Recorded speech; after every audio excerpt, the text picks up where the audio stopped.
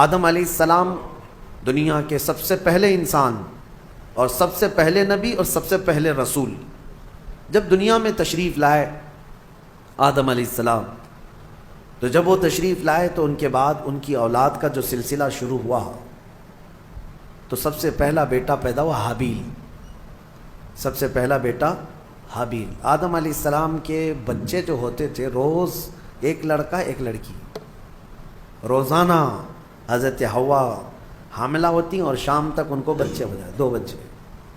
اللہ کی قدرت کاملہ ہے، کیونکہ نسل انسانی کو اس وقت بڑھانا تھا تو روزانہ 2 بچے، ایک لڑکا اور ایک لڑکی۔ پہلے دن پیدا ہوئے حابیل اور ان کے ساتھ جو پیدا ہوئی وہ اقلیمہ نام سے تھی۔ دوسرے دن جو پیدا ہوئے وہ قابیل اور اس کے ساتھ یہودا نام کی لڑکی پیدا ہوئی۔ اب قانون شریعت یہ تھا آدم علیہ السلام کی امت کا، امت کون ہے؟ ان کی اولاد ہی۔ اب قانون آدم علیہ السلام چونکہ رسول تھے، شریعت کا قانون یہ تھا کہ آج جو پیدا ہوا لڑکا ہے وہ کل پیدا ہونے والی لڑکی کے ساتھ نکاح کر سکتا ہے۔ سیم ڈے والی لڑکی اس کی سگی بہن مانی جاتی، حالانکہ سب بہن ہیں، لیکن سیم ڈے جو پیدا ہوئی وہ لڑکی اور وہ لڑکا شادی نہیں کر سکتے۔ اور آدم علیہ السلام کی شریعت کا ہی یہ قانون۔ میں یہاں رک کر کے تھوڑی بات بتانا چاہوں گا۔ آج جو لڑکا پیدا ہوا ہے وہ کل جو لڑکی پیدا ہو رہی ہے، یہ دونوں بھائی بہن ہیں یا نہیں؟ ایک ہی ماں سے ہیں اور ایک ہی باپ سے ہیں، لیکن چونکہ اس وقت کوئی آبادی ہی نہیں تھی، کوئی دوسری آبادی ہی نہیں تھی، شادی ہونا ہے تو انہی میں ہونا ہے، نسل پیدا ہونا ہے تو انہی میں ہونا ہے۔ یہ آدم علیہ السلام کی شریعت میں جائز تھا۔ اب کیا ہمارے لیے یہ جائز ہے کہ آج تم پیدا ہوئے اور 10 سال بعد تمہاری ماں سے دوسری لڑکی پیدا ہوئی تو اس سے تم نکاح کر سکتے ہو، چاہے 50 سال بعد پیدا ہو؟ نہیں، سگی بہن ہے تو اس سے نکاح حرام ہے۔ کل میں نے آپ کو بتایا تھا محرمات عورتیں کیا ہے۔ یہ بات میں اس لیے آپ کے سامنے رکھ رہا ہوں کہ کچھ لوگ جو اپنے آپ کو صوفی کہتے ہیں اور تصوف کا لبادہ اوڑھ کر کے ابھی ایک بہت بڑا ڈھکوسلا چل رہا ہے لوگوں میں گمراہی لانے کے لیے، ان کو شریعت سے کوئی مطلب نہیں ہے۔ وہ کہتے ہیں ہم طریقت والے ہیں، وہ معرفت والے ہیں۔ ان کے ہاں کیا ہے، ایک چیز وہ دلیل کے طور پر لاتے ہیں کہ سجدہ کرنا اپنے پیر و مرشد کو یا قبروں کو یا اولیاء کو جائز ہے۔ وہ اس لیے کہتے ہیں کہ کیا آپ کو نہیں پتہ آدم علیہ السلام کو سارے فرشتوں نے سجدہ کیا تھا؟ آدم علیہ السلام کو سجدہ کرایا گیا تھا نا، لیکن یہ انہیں فرق نہیں معلوم۔ فرشتوں کا سجدہ تھا آدم علیہ السلام کے لیے، وہ عبادت کا سجدہ نہیں تھا، وہ تعظیم کا سجدہ تھا۔ وہ کیا تھا؟ تعظیم کا۔ اور حکم کس کا تھا؟ اللہ کا تھا۔ اور پھر ان کے ہاں ایک دلیل ہے، یہ صوفی جو کہتے ہیں، گمراہ لوگوں کے بارے میں کہہ رہا ہوں، جو اوریجنل صوفی ہیں الحمدللہ وہ میرے مصطفیٰ کی شریعت کے پابند ہوتے ہیں۔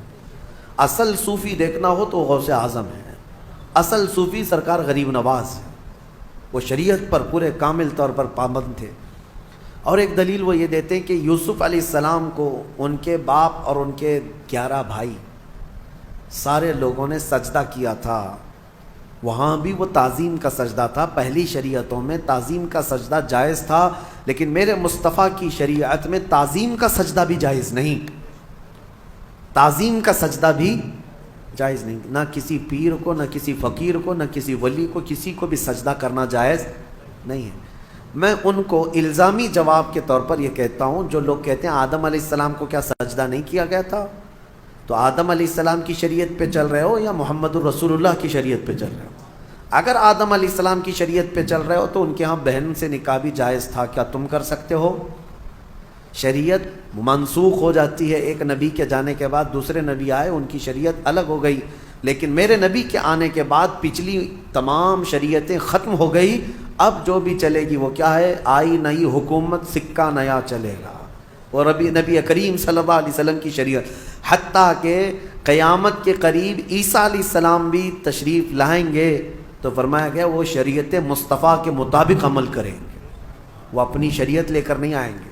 حالانکہ عیسیٰ علیہ السلام نبی بھی ہیں، رسول بھی ہیں، ان کے زمانے میں ان کی شریعت تھی، لیکن قیامت کے قریب اب عیسیٰ علیہ السلام آئیں گے تو کس کی شریعت پر عمل کریں گے؟ ہمارے نبی پاک صلی اللہ علیہ وسلم۔ اب سنیے، آدم علیہ السلام کے بڑے بیٹے حابیل اور قابیل کا واقعہ اس میں آیا ہے۔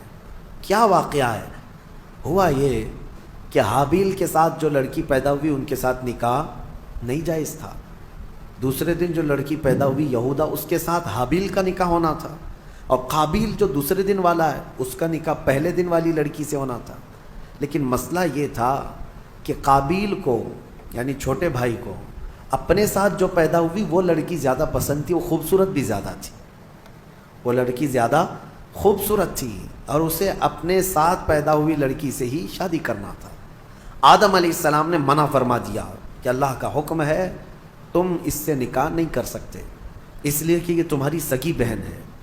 دنیا میں سب سے پہلا فتنہ عورت کی وجہ سے ہوا، سب سے پہلا فتنہ۔ دونوں بھائیوں میں شدید اختلاف پیدا ہو گیا، حابیل اور قابیل میں اتنا شدید اختلاف پیدا ہوا کہ ایک لڑکی سے نکاح کرنا ہے، شادی کرنا ہے۔ اس شادی کے چکر میں دونوں کا جھگڑا بھی ہوا، یہاں تک کہ آدم علیہ السلام نے حکم دیا دونوں کو کہ تم دونوں ایک ایک قربانی کرو جانور، اور کھلے میدان میں لا کر کے اپنی اپنی قربانی رکھو۔ جس کی قربانی قبول ہو گئی وہ حق پر ہے، اور قبول ہونے کا طریقہ کیا ہے؟ آسمان سے کوئی چیز آئے گی اور جس کی قبول ہے وہ قربانی اٹھا کر لے جائے گی۔ یہ واقعہ بھی قرآن پاک میں موجود ہے۔ تو دونوں نے ایک ایک قربانی کی، حابیل نے بھی اور قابیل نے بھی۔ دیکھیں فیصلہ اب یہ سیدھے اللہ کی طرف سے آنا ہے۔ دونوں نے کھلے میدان میں اپنی قربانی کو ڈال دیا، جو ذبح کیا تھا انہوں نے۔ تھوڑی دیر کے بعد آسمان سے ایک آگ آئی اور حابیل جو بڑے بیٹے کی قربانی تھی اس کو آگ اٹھا کر آسمان میں غائب ہو گئی، وہ اس کی قربانی غائب ہو گئی۔ اب یہ واضح علامت تھی کہ حابیل حق پر ہے، اور اللہ کا قانون بھی یہی ہے، لیکن قابیل کو نہ ماننا تھا، نہیں ماننا۔ عورت کی محبت دل میں ایسی رچ بس گئی تھی کہ وہ اس حقیقی نشانی کو دیکھنے کے بعد بھی وہ نہ مانا، کہا کہ میں نہیں مانوں گا۔ آدم علیہ السلام نے بہت سمجھایا کہ حد سے نہ بڑھو، اللہ تبارک و تعالی حد سے بڑھنے والوں کو پسند نہیں کرتا۔ پھر ہوا یہ کہ آدم علیہ السلام حج پہ چلے گئے، خانہ کعبہ کی زیارت کے لیے اللہ کا حکم ہوا، آدم علیہ السلام چلے گئے۔ اب یہ واقعہ کہاں پیش آیا تھا، اس میں تاریخ میں الگ الگ باتیں آتی ہیں، لیکن بہت سارے علماء کا کہنا ہے کہ یہ واقعہ ہندوستان میں ہی پیش آیا تھا، کیونکہ آدم علیہ السلام کی سرزمین جو ہے، سب سے پہلے جو جنت سے آپ اترے سرندیپ پہاڑ جو سری لنکا پہ ہے، تاریخی روایات یہ بتاتی ہیں آدم علیہ السلام وہاں اتارے گئے تھے۔ سری لنکا کوئی الگ کنٹری نہیں تھی، وہ انڈیا میں ہندوستان میں تھا، اور اسی سے پتہ چلتا ہے کہ پورا ہندوستان ہمارے باپ کا ہے۔ حقیقت ہے یعنی سب کے باپ کا ہے، آدم علیہ السلام ہمارے باپ ہیں، پوری دنیا کے باپ ہیں۔ تو یہ واقعہ جب پیش آیا، آدم علیہ السلام جب حج پہ چلے گئے، تو اب دونوں کے درمیان جو لڑکی کو لے کر اختلاف تھا وہ کیا ہوا، کہاں تک چل گیا۔ اب شیطان آیا، سب سے پہلے انسانوں کو بہکانے اور ورغلانے کا جو چیلنج کر کے آیا تھا اللہ کی بارگاہ سے۔ اللہ تعالیٰ نے اس کو آدم علیہ السلام کو سجدہ نہ کرنے کی وجہ سے مردود کر دیا تھا، نکال دیا تھا، اور اس نے اللہ کو یہ چیلنج کیا تھا کہ آدم کی جتنی اولاد پیدا ہوگی سب کو میں گمراہ کروں گا، کبھی ان کے سامنے سے، کبھی بائیں سے، کبھی دائیں سے، کبھی پیچھے سے آ کر میں ان کو بہکاؤں گا، تیرے سیدھے راستے پر کسی کو چلنے نہیں دوں گا۔ یہ اللہ سے اس نے چیلنج کیا تھا، اللہ نے فرمایا جا تجھے قیامت تک کی عمر دیتا ہوں، قیامت تک کی تجھے عمر ہے، جتنی کوشش کر سکتا ہے کر۔ لیکن رب تعالیٰ نے فرمایا میرے کچھ مخلص بندے ایسے ہوں گے جن پر تیرا داؤ نہیں چل سکے گا۔ اللہ ہمیں ان مخلص بندوں میں شمار فرمایا۔ شیطان پہلی مرتبہ آیا، دونوں بھائیوں کے بیچ میں دیکھا لڑکی کو لے کر کے اختلاف ہے، تو یہاں آگ لگانا اب اس کا کام تھا۔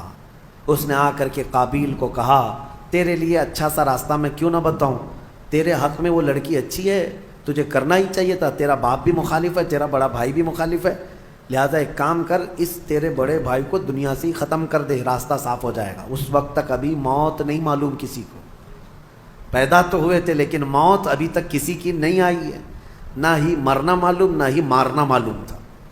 تو قابیل کو آ کر کے ابلیس نے، شیطان نے طریقہ بتایا. قابیل نے پوچھا میرے بھائی کو اگر ہمیشہ کے لیے میں راستے سے ہٹانا چاہوں تو کیا کرنا ہے؟ تو ابلیس نے ایک بہت بڑا پتھر اٹھا کر کے دکھایا، کہا کہ اس طرح پتھر اٹھاؤ اور اس کے سر پر مار دو. تو حابیل ایک جگہ پر بیٹھا ہوا تھا، اسے بھی خبر نہیں تھی کہ بھائی اپنی موت کا سبب بنتا ہے. تو قابیل جو چھوٹا بھائی تھا، لڑکی کے عشق میں جو پاگل تھا، پتھر اٹھایا اور لے جا کر اپنے بڑے بھائی کے سر پر پیچھے سے دے مارا. جیسے ہی مارا تو وہ سر پھٹ گیا اور بڑے بھائی کا اسی جگہ پر انتقال ہوا. دنیا کا پہلا مرڈر ہے، دنیا کی پہلی موت اور دنیا کا پہلا قتل کس نے کیا؟ چھوٹے بھائی نے بڑے بھائی. کس کے لیے کیا وہ بھی پتہ ہے، عورت کے لیے کیا. ہوا یہ کہ قتل کرنے کے بعد اب یہ تک نہیں پتہ تھا اس کو کہ کرنا کیا اس لاش کا. اللہ فرماتا ہے فَبَعَثَ اللَّهُ غُرَابًا يَبْحَثُ فِي الْأَرْضِ، اللہ تعالیٰ نے کوے کو بھیجا. کوا، دو کوے آسمان سے اڑتے ہوئے آئے. ایک کوا دوسرے کوے کو ٹھونک مارتا تھا. لڑائی دونوں کی چل رہی، دونوں کووں کی لڑائی چل رہی.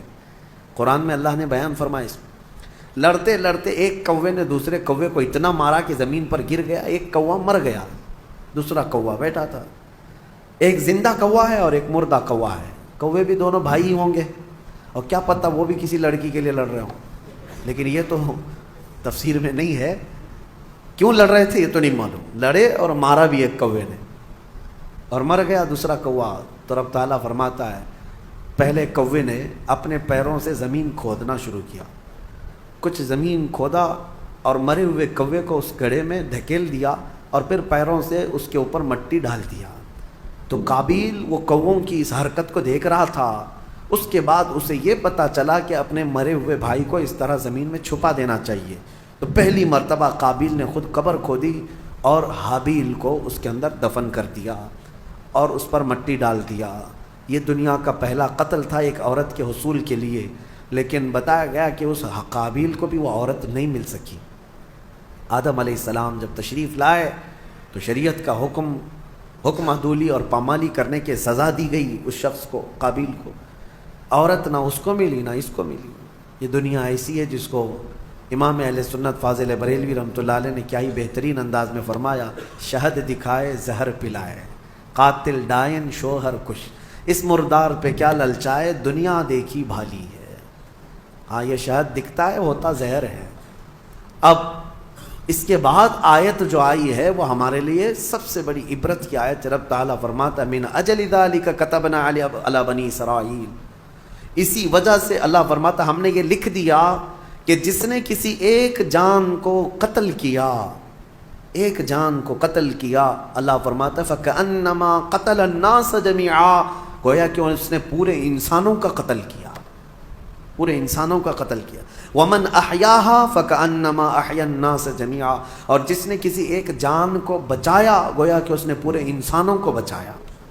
یہ اللہ کا قانون ہے، جس نے ایک قتل کیا اس نے پورے انسانوں کا قتل کیا. اب یہاں سے قیامت تک جتنے مرڈر ہوں گے، قتل ہوں گے، ان سب قتل اور مرڈر کا گناہ اس قابیل کو دیا جائے گا جس نے سب سے پہلا قتل دنیا میں کیا. لیکن کوئی یہ نہ سمجھے کہ اس کو نہیں ملے گا، سب قابیل پہ جائے گا. ہاں یہ سوچ کر کے مرڈر شروع ہو جائے.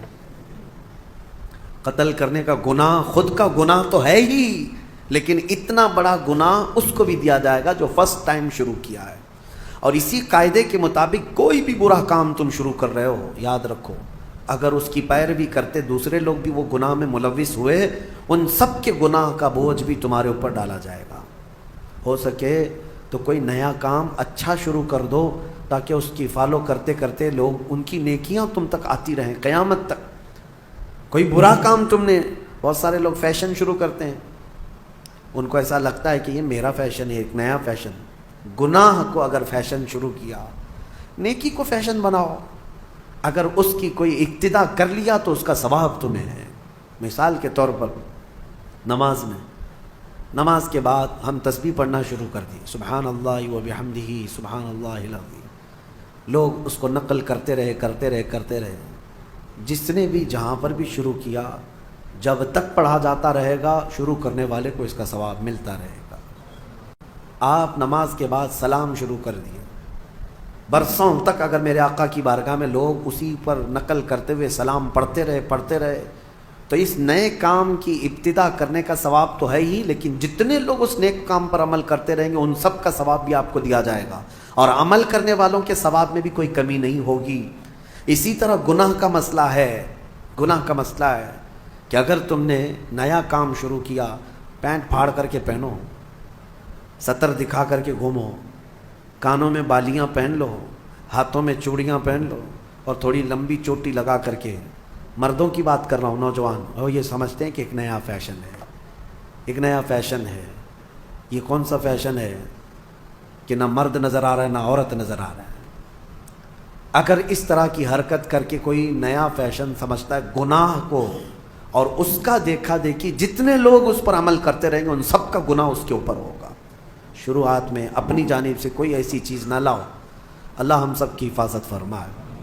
اس پر ایک نفیس بات میں گفتگو کر کے آگے بڑھ جاتا ہوں. مولا علی کرم اللہ وجہہ الکریم کی بارگاہ میں ایک مقدمہ آیا تھا.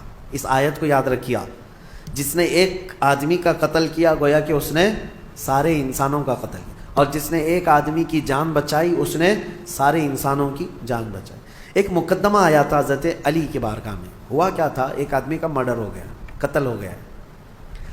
اب جہاں لاش پڑی ہوئی ہے وہاں پر سے فوجی گزر رہے تھے، پولیس اس زمانے کی حضرت علی کرم اللہ وجہہ الکریم کی گزر رہے تھے، لاش پڑی ہوئی ہے، خون میں لت پت ہے.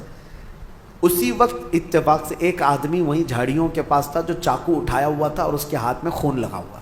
فوراً پولیس نے اس کو پکڑ لیا. ایک آدمی کا قتل کیا. وہ چلاتا رہا، میں قاتل نہیں ہوں، میں نے نہیں مارا ہے. کہا کون مارا ہے؟ لاش پڑی ہوئی ہے، چاقو تیرے ہاتھ میں، خون تیرے ہاتھ میں لگا ہوا ہے. پکڑ کر کے لے کر کے آئے اور پھر مولا علی کرم اللہ وجہہ الکریم کی بارگاہ میں پیش کیا گیا، اور یہی پولیس والوں نے گواہی دی کہ ہم نے اس کو دیکھا ہے، جائے واردات پر یہی تھا، قتل کی جگہ پر یہی تھا اور کوئی نہیں تھا، اور چھری بھی اس کے ہاتھ میں تھی، چاقو اس کے ہاتھ میں تھی، اور لاش تر و تازہ تھی. اب اس سے کہا گیا تیرے پاس کوئی ثبوت، کوئی دلیل ہے کہ تو نے قتل نہیں کیا؟ کہا میں کیا بتاؤں، کوئی کیسے بتاؤں. اس کو صفائی دینے کے لیے موقع دیا گیا لیکن وہ اپنی صفائی میں کھرا نہیں اترا. تو حضرت علی نے فیصلہ فرمایا کہ قتل کی سزا قتل ہے. اسلام میں ایک جان کے بدلے پھر جان دینا پڑے گا، قتل قصاص ہے. حکم دیا گیا کہ اس کا بھی قتل ہوگا، اس نے ایک جان کا قتل کیا ہے. وہ کھڑا تھا.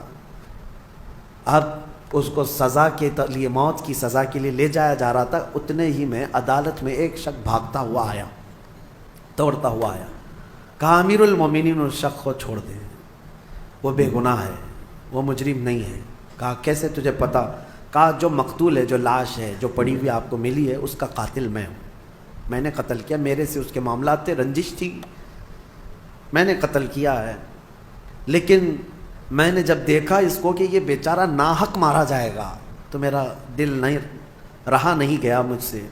میں حاضر ہو گیا، میں اقرار جرم کرتا ہوں، اس کی جان چھوڑ دیجیے. تو اس کو چھوڑ دیا گیا.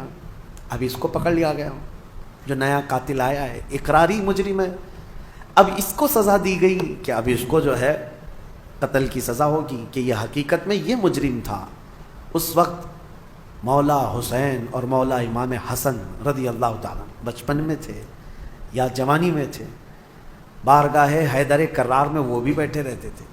امام حسن مجتبیٰ کھڑے ہوئے، کہا بابا جان آپ نے فیصلہ پہلے والے کے بھی قتل کا سنایا تھا، دوسرے والے کی بھی قتل کا، اس کی بھی موت کی سزا، اس کو معاف کرنا چاہیے دوسرے والے کو. کہا کیسے؟ کہا آپ سزا کس آیت کے تحت سنا رہے ہیں؟ کوئی آیت ہوگی نا قرآن میں، قانون کیا ہے؟ فرمایا من قتل نفسا بغیر نفس، ایک جان کو جس نے قتل کیا اس نے انسانیت کا قتل کیا ہے، لہذا اس کو قتل کیا جائے گا. تو پھر حضرت امام حسن نے کہا یہ جو حقیقی مجرم ہے، یہ آیت کے دوسرے حصے پر بھی تو آتی ہے ومن احیاہا فکأنما احیا الناس جميعا، جس نے کسی ایک جان کو بچایا اس نے پوری کائنات کو بچایا.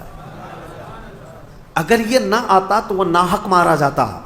پہلا والا یہ آیا اور اس کی جان کو بچایا ہے اس نے، تو بچانے کا انعام بھی تو اس کو ہونا چاہیے.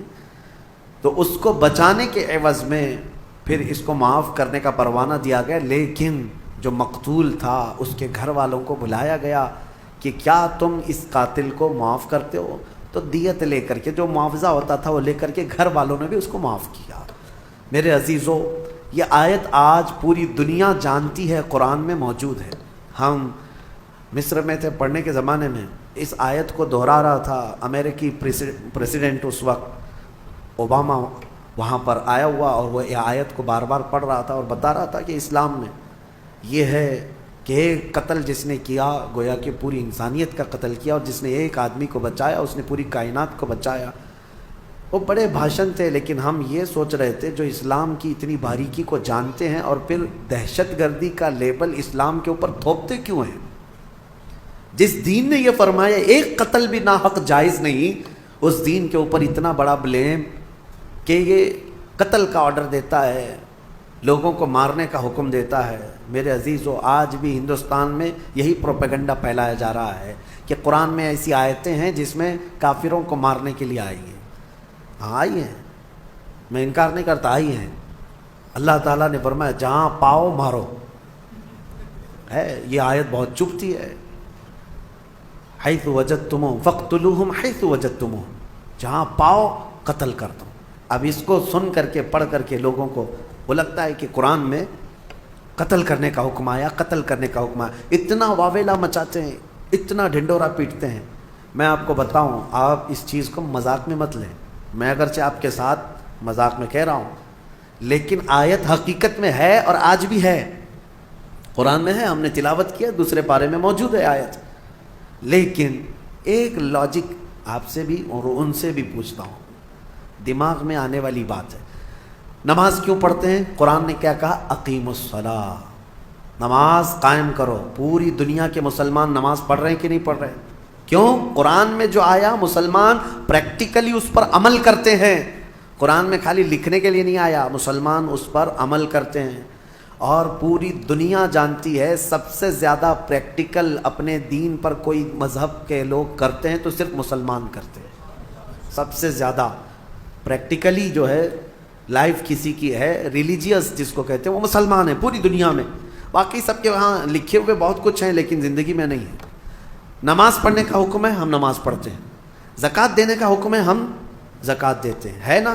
حج کرنے کا حکم ہے، ہم حج کرتے ہیں۔ روزہ رکھنے کا حکم آیا، ہر سال رکھتے ہیں کہ نہیں؟ تو قتل کرنے کا حکم آیا، 1400 سال سے قتل کیوں نہیں کرتے؟ کیا جہاں مسلمانوں کی حکومت مار رہے ہیں، قتل کر رہے ہیں؟ اور ان پاکھنڈیوں کو سوچنا چاہیے، اس ملک پہ 700 سال تک ہمارا راج رہا ہے، اگر اس آیت پر عمل کیے ہوتے تو ایک کیڑا بھی نہیں بچتا۔ اس آیت پر اگر عمل کیے ہوتے تو کوئی ایک مچھر اور ایک کیڑا بھی نہیں بچتا۔ انہیں سمجھنا چاہیے کہ اس کا ایک بیک گراؤنڈ ہے، اس آیت کا کس وقت نازل ہوئی، کس کے لیے نازل ہوئی، اور اس کو لا کر کے سب جگہ تھوپتے رہتے ہیں۔ میرے عزیزو، یہ ان کفار و مشرکین کے لیے تھا جنہوں نے صحابہ اکرام کا جینا دوبھر کر دیا تھا۔ اب میں آپ سے ان سے ایک سوال کرتا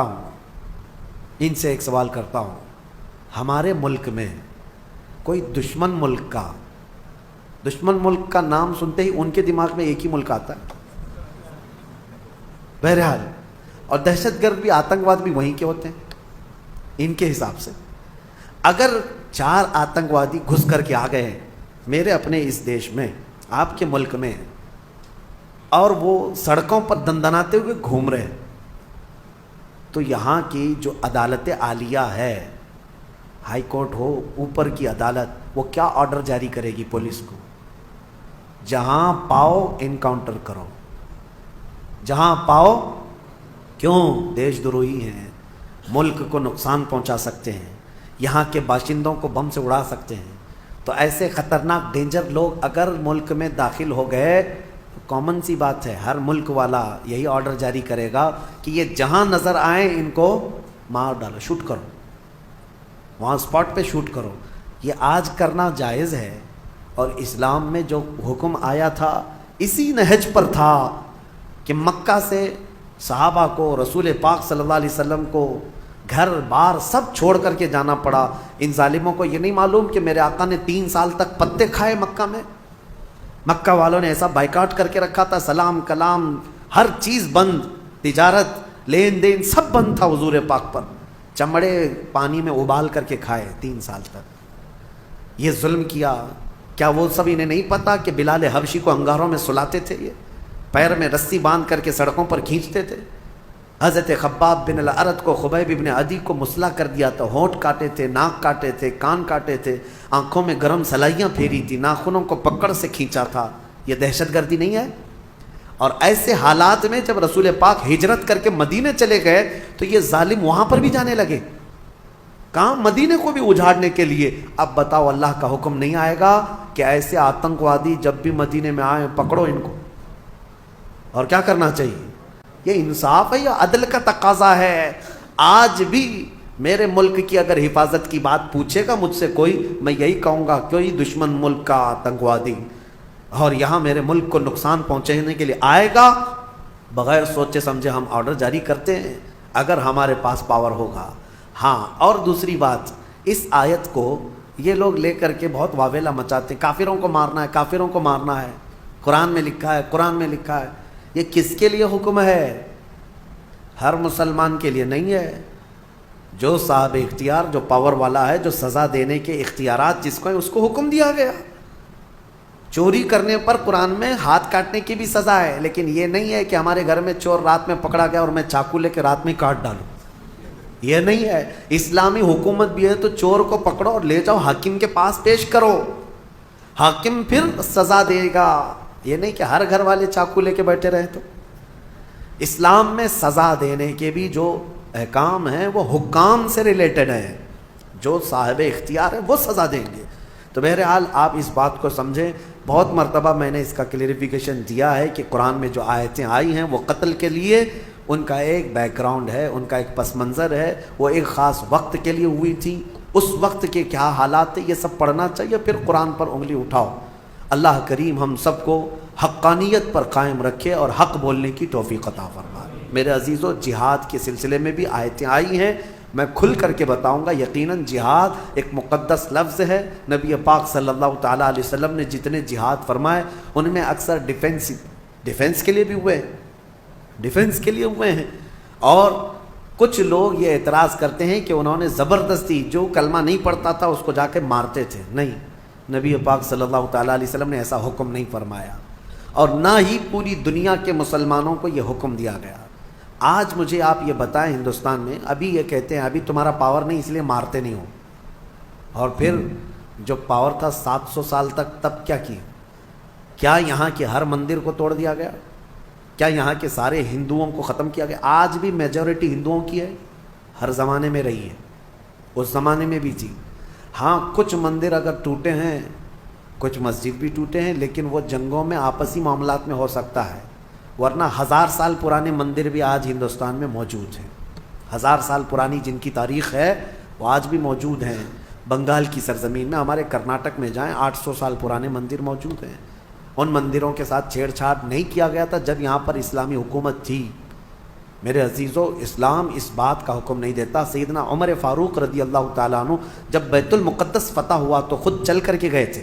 میں آپ کو بتاؤں، بیت المقدس میں پہلی اذان ہوئی، نماز ہوئی. وہاں آج بھی ایک گرجا گھر، ایک چرچ ہے بیت المقدس سے قریب، کیونکہ عیسائیوں کی حکومت تھی، عیسائیوں سے مسلمانوں کے ہاتھ میں آئی بیت المقدس. تو جب حضرت عمر گئے تو عیسائیوں نے ریکویسٹ یہ کیا، خلیفۃ الرسول اللہ امیر المومنین آئے ہیں، سب دیکھنے کے لیے آ گئے تھے حضرت عمر کو، نام تو سنا تھا. تو عیسائیوں کا جو بڑا پادری تھا وہ آ کر کے ریکویسٹ کرتا ہے کہ آپ آئے ہیں تو ہماری چرچ میں بھی وزٹ کریں، ہماری گرجا گھر، ہماری عبادت گاہ. حضرت عمر وہاں تک گئے، امیر المومنین. تو عیسائیوں نے یہ کہا کہ آپ یہاں پر نماز پڑھ لیں. کون سی نماز؟ ان کی نہیں، مصطفیٰ کریم کی شریعت، ہماری نماز. حضرت عمر فاروق رضی اللہ تعالیٰ عنہ نے اندر نماز نہیں پڑھا، باہر نماز پڑھا. تو ان لوگوں کے دلوں میں ایک بات یہ آئی، کیا ہماری عبادت گاہ میں آپ کی عبادت نہیں ہوتی؟ سنو، حضرت عمر فاروق رضی اللہ تعالیٰ عنہ نے فرمایا، یہ میرے نبی کی خصوصیت ہے کہ اللہ نے پوری روئے زمین میرے نبی کے لیے سجدہ گاہ بنایا. جہاں پاک زمین ہو ہم سجدہ کریں گے.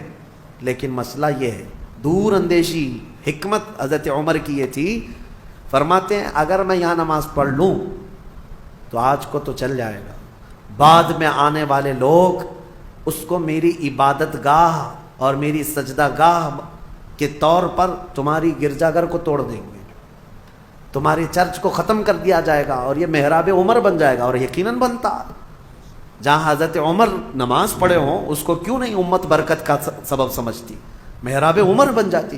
حضرت عمر کہتے ہیں کہ یہ تمہاری عبادت گاہ پھر باقی نہیں رہے گی۔ تو جن کے اندر اتنی وسعت ظرفی ہے، اتنا کشادہ دل ہے، ان کو آج کہا جاتا ہے کہ سب چیزیں توڑ دی گئیں، جو چیزیں ٹوٹی ہیں اس کی تاریخ لے کر کے آؤ، انشاءاللہ اس کے بعد ہم بات کریں گے۔ اسلام عدل و مساوات کے ساتھ، امن کے ساتھ پھیلا ہے۔ اللہ کریم ہم سب کو اسی دین پر زندہ رکھے اور اسی دین پر ہمارا خاتمہ بالخیر فرمائے۔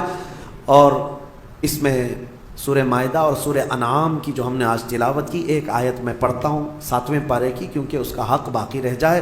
اللہ تبارک و تعالیٰ نے اس میں فرمایا فَلَمَّا نَسُوا مَا ذُكِّرُوا بِهِ فَتَحْنَا عَلَيْهِمْ أَبْوَابَ كُلِّ شَيْءٍ۔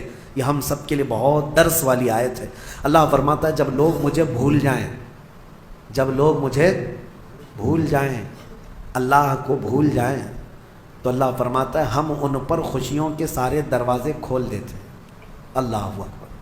جب بندہ اللہ کو بھول جائے، عبادت سے دور بھاگنے لگے، اللہ فرماتا ہے میں اس پر خوشیوں کے سارے دروازے کھول دیتا ہوں۔ حتی اذا فرحوا بما اوتوا، یہاں تک کہ وہ خوب خوش ہو جائے جو کچھ بھی ہم نے دیا ہے۔ پھر اللہ فرماتا ہے فاخذناہم بغتہ، اچانک ایک دن ہم ان کی پکڑ کریں گے، اچانک ایک دن پکڑ کریں گے۔ جب زیادہ خوشیاں آنے لگ جائیں تو یہ بھی ڈرو کہ کہیں اللہ نے مجھے ڈھیل تو نہیں دے دیا، میرے گناہوں کی وجہ سے مجھے مہلت تو نہیں دے دیا۔ اس بات سے خوف کریں، ڈریں۔ اور جو لوگ یہ کہتے ہیں کہ ہمیشہ خوشیاں ہی خوشیاں ہونی چاہیے، ایسی بھی چیز مت مانگو۔ دنیا قید خانہ ہے، دنیا قید خانہ، حقیقی خوشیاں تو ہماری جنت میں رکھی ہیں۔